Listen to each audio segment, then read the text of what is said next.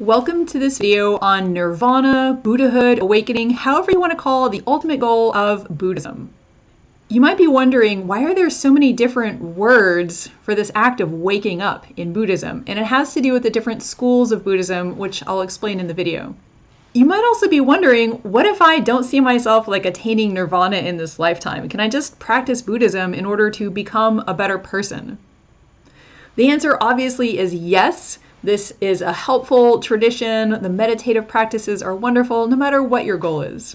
If you want a much deeper dive on this topic, you can find it in my new book, The Buddhist Path to Joy. I will have a link in the show notes below. And also, this is part 3 of a 3-part series, so you can find links to the other 2 in the notes also.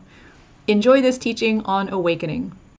The Buddhist sense of nirvana, of awakening, it's a lot like the Matrix. I know this is like maybe more specific to a Gen X generation, but if you've seen the film The Matrix with Keanu Reeves, you know that the Matrix is kind of like this virtual reality that everybody lives in, but it was actually created by AI in the movie. I guess it's a whole series of films now.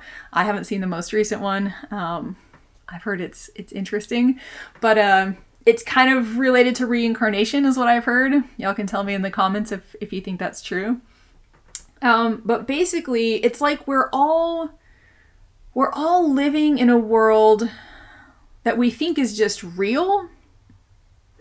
But as it turns out, it's largely created not just by our own minds, but by these sort of larger social assumptions and ways of thinking about the world.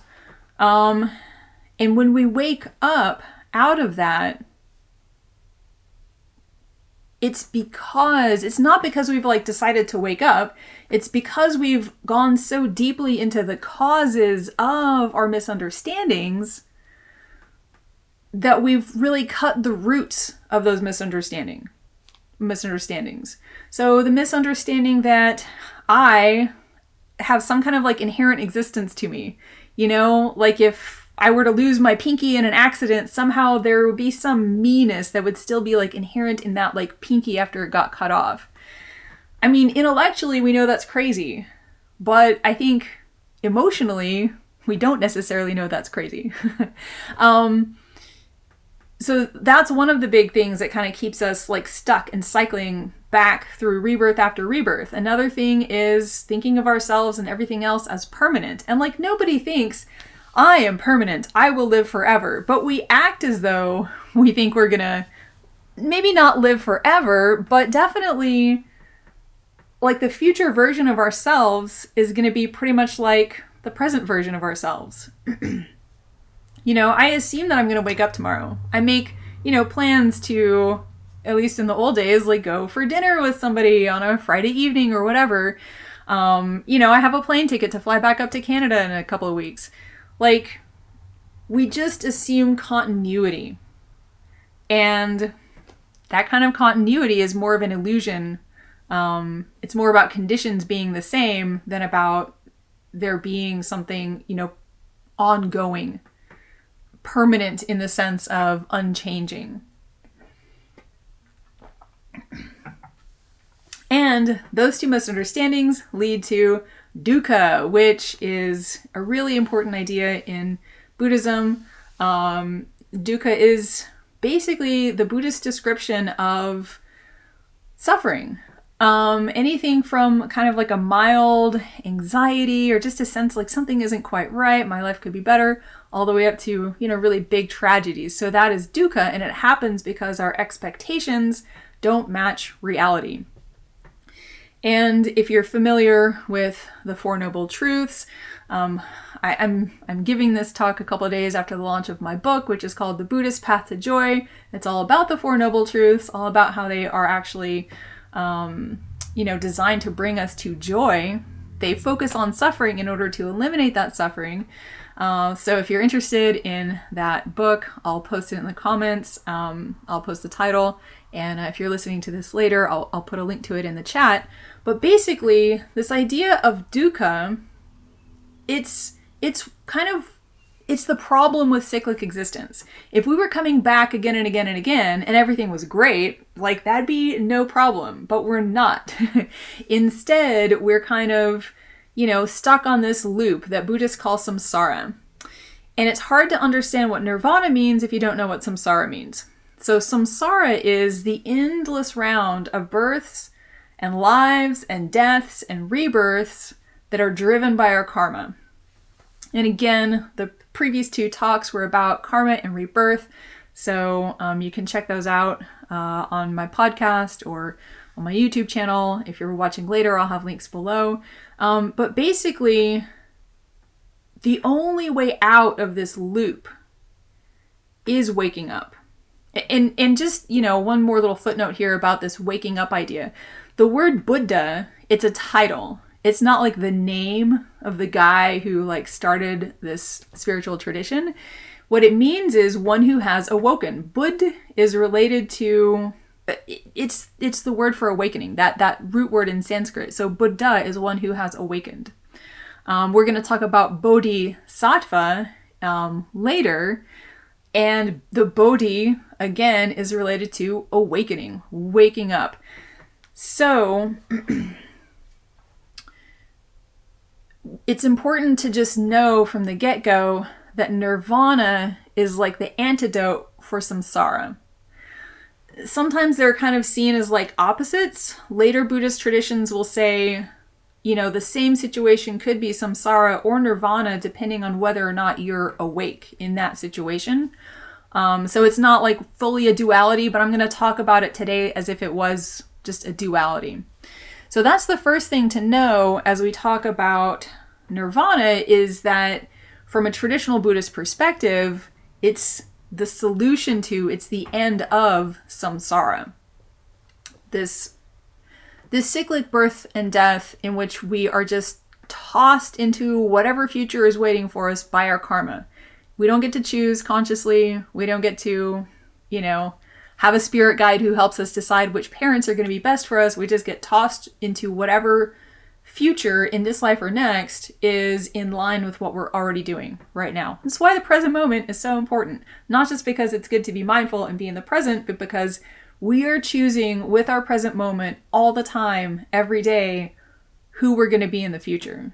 So, hence all of Buddhist meditation, basically.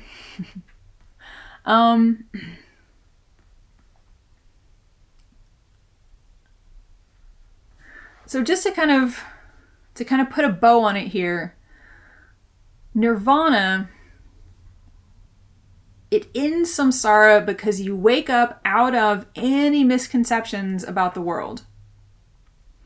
I like to use the word misperceptions because it's almost like we look out and we see the world as separate from ourselves. We think of ourselves as this little entity, and we're, vulnerable. We have to get what we want. We have to avoid what we don't want. Otherwise, the results are going to be catastrophic. And in a conventional sense, that's true. But in the ultimate sense, at the very basis of our nature is awakened mind. So, yeah, really awakening is all about letting go of, shedding those external sort of identities so that we can become who we've always really been.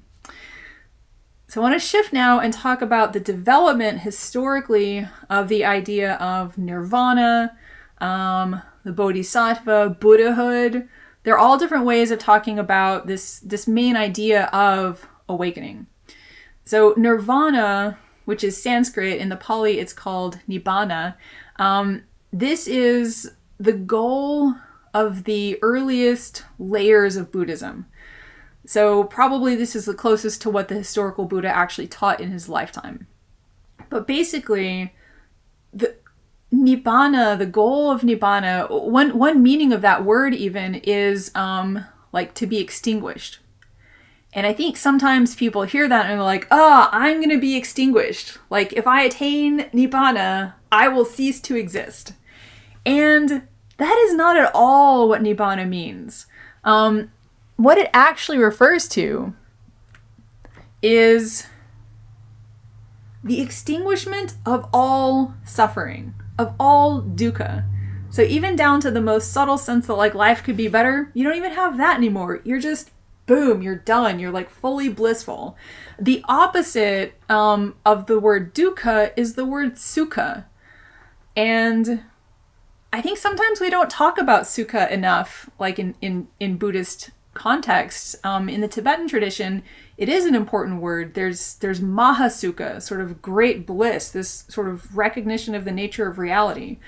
So when we talk about nibbana, what's ending is everything that is not really us.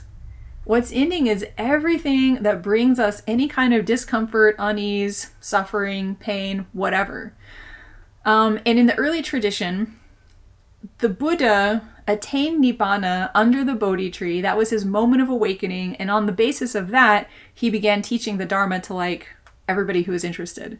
So his moment of awakening kicks off what Buddhists would call really the return of the Dharma to this world. So the Buddhist idea is that there have been many Buddhas back through time, and specifically I'm talking now about the Theravadan Buddhist tradition that is based on these oldest layers of Buddhism. So the Theravadan tradition would say, you know, our Buddha actually studied with the previous Buddha, and with the previous Buddha, our Buddha made a vow that he was going to keep training, stay in this world system, keep perfecting his mind, and then after the teachings of the previous Buddha had died out from the world, this Buddha, our Buddha, would come and teach them again, and that's why it's called turning the wheel of Dharma. It's sort of like the Dharma, the truth, the path to the truth, it's always there, but if there's no one to embody that truth and keep it living in the world, it's sort of like that wheel of Dharma stops and it's not active in the world. So in the Theravadan context, a Buddha is someone who turns that wheel of Dharma and gets it spinning again. And we can all have the same awakening as the Buddha. We can be just as awakened as the Buddha. We can attain Nibbana. From, again, the Theravadan perspective, there's kind of even like a final nirvana. So you have this, you know, nibbana or nirvana when you awaken, but then when you die, you're leaving behind the body. And as long as you have a body, even if you're not experiencing any dukkha, like a body still has pains, it still has aches.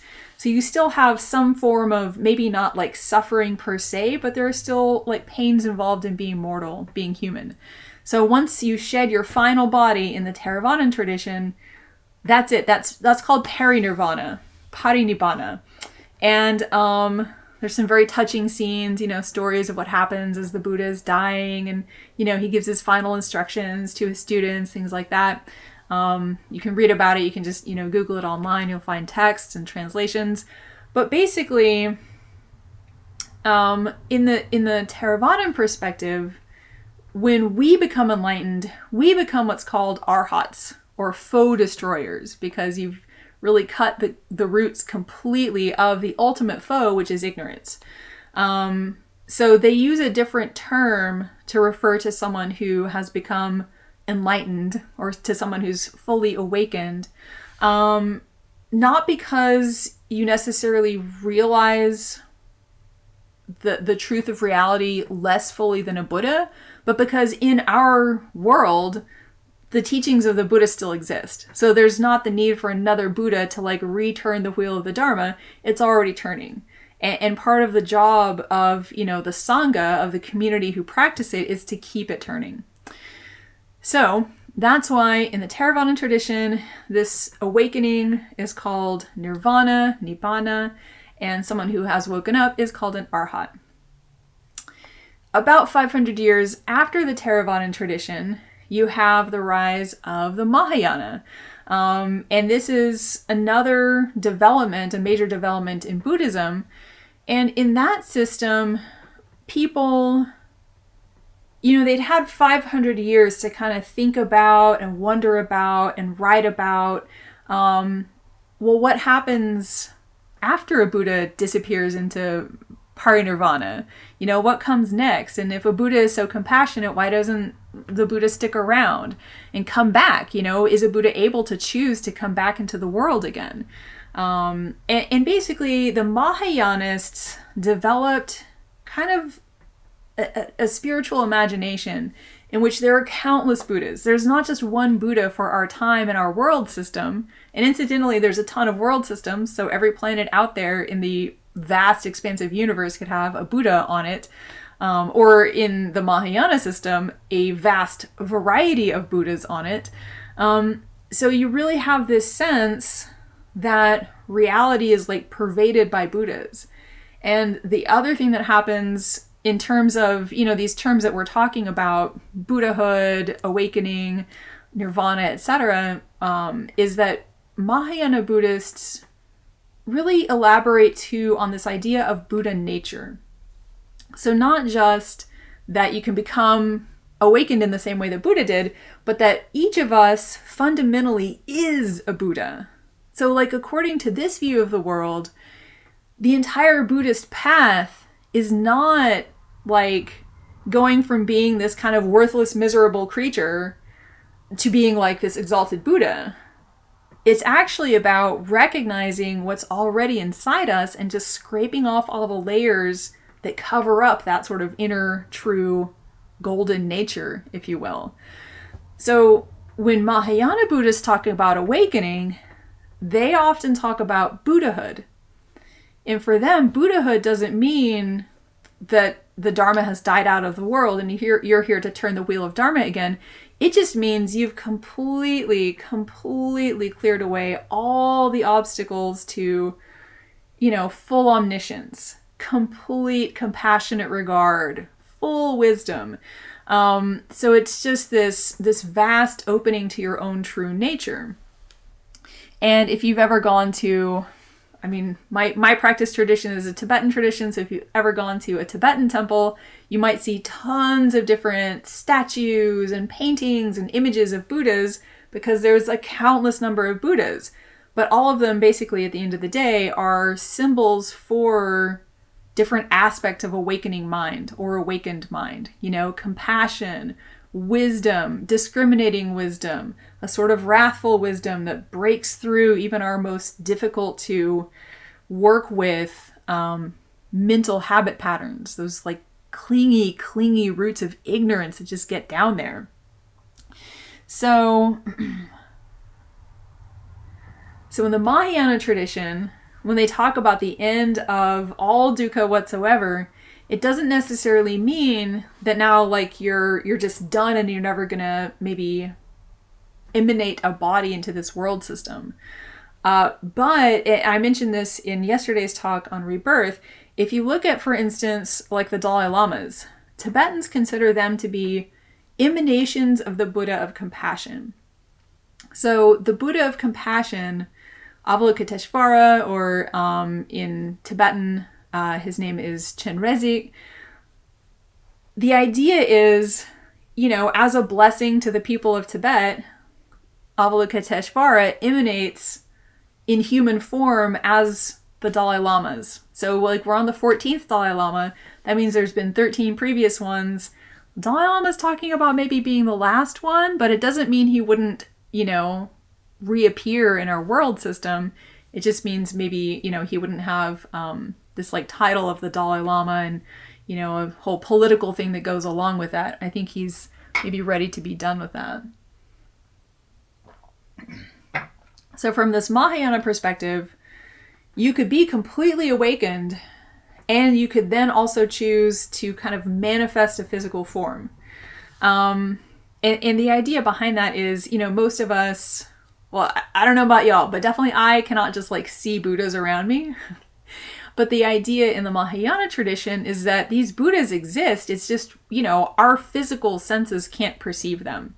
So we kind of like dull beings that we are, we need somebody to like be there physically for us to interact with them. So that's one meaning of the word Buddha in the Mahayana tradition. You know, someone who's completely awakened, they might be like manifesting an emanation into the physical world, but like the Dalai Lama isn't, he's not like the Buddha of compassion walking around in the world, and like when he dies, the Buddha of compassion dies. That's just like one emanation out of potentially infinite numbers, again, according to Buddhism. Your cat could be an emanation of the Buddha of compassion. Your dog could be an emanation of the Buddha of wisdom. You know, they could emanate in whatever form is useful to teach us stuff. So when you see, if you read a Mahayana text and you hear about all these different Buddhas and, you know, your goal should be Buddhahood, you just need to know that's what they're talking about. You know, they're not saying like, you need to practice for countless eons until the Dharma dies out of the world and you need to teach it again. Like they're just saying, you know, you can have this vast, expansive aspiration for where you want your practice to lead. And there's one final term that I want to talk about because it sometimes is also it's relevant to this whole conversation. And that term is the Bodhisattva. So the Bodhisattva, again, we see this word Bodhi, which means awakening, and Sattva means being. And the Bodhisattva is someone who is on this path of training to become a Buddha. So they're oriented toward the goal of full awakening. And in a Theravadan context, the Bodhisattva is someone who is training for countless eons so that the next time the Dharma dies out of the world, they can bring it back again. In the Mahayana tradition, so like that's a very exalted image of what a bodhisattva is. So in the Mahayana sense, any of us can be like a bodhisattva in the sense that we can dedicate ourselves to the project of awakening to benefit all beings. And there's a vow you can take. There are certain like training precepts that go along with that, like not harming beings, trying to help them if we can. But basically, that bodhisattva aspiration in the Mahayana sense is kind of available to everybody, and it's oriented in the direction of full awakening. So the last thing I want to talk about in the context of awakening is that in the traditional view of things, this is a goal over like many lifetimes. You know, we don't have to fully awaken in this lifetime, and if we don't do that, we're like a failure as a Buddhist. So people were really able to kind of take it incrementally. Start by creating good karma and minimizing negative karma.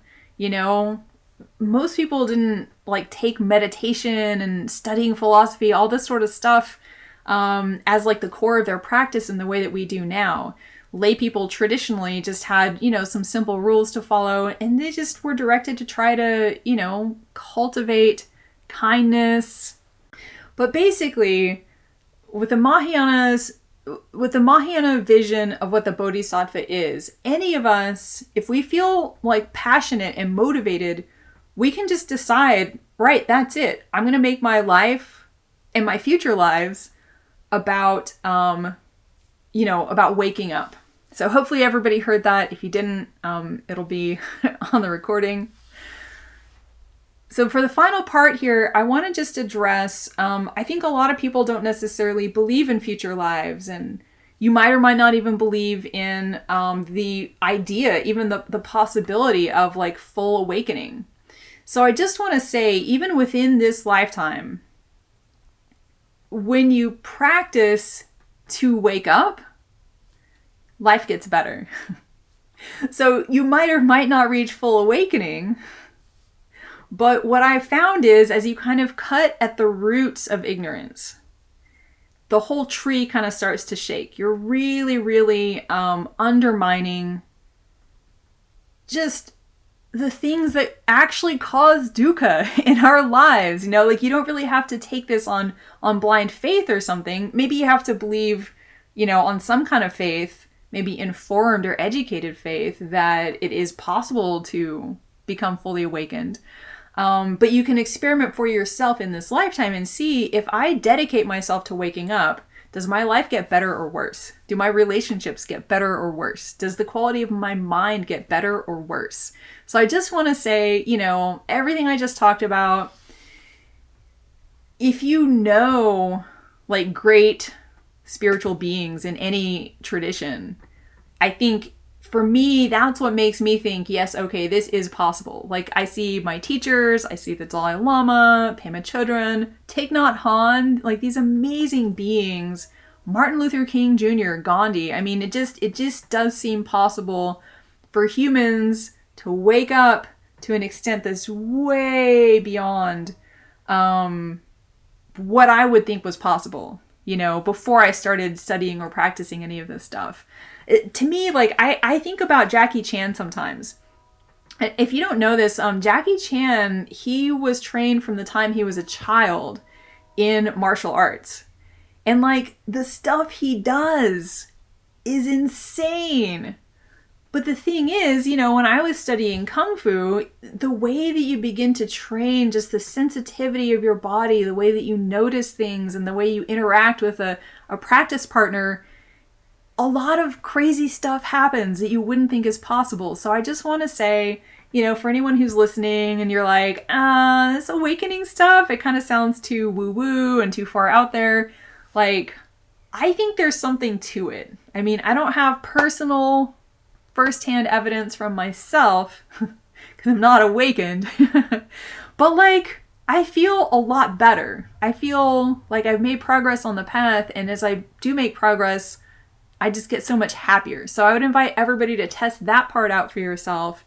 See if it works. See what happens. I think the Buddhist sense of things is like, you hear this phrase, enlightened self-interest. Like, cultivating compassion is enlightened self-interest. It helps others. It helps us. It just leads to a happier life. It transforms dukkha into sukha. So I'm going to wrap it up there. Logan says, that was my thinking when I started the path. Yeah. I think a lot of us who grow up in a Western culture, when we start looking into Buddhism, at least my assumptions about the world were radically different from the Buddhist tradition's assumptions. And now they're getting a little closer together. And I feel like I experience the world a little bit more accurately these days.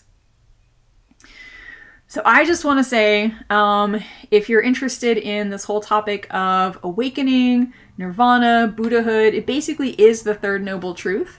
And this is a shameless plug for my book. It is called The Buddhist Path to Joy. And there's a whole chapter basically on awakening and, what it means to wake up.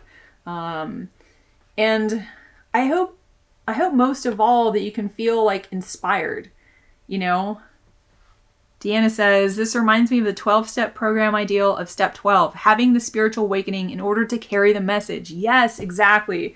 I think the 12-step program is like very spiritual. But yes, to carry the message to those who still suffer. Exactly.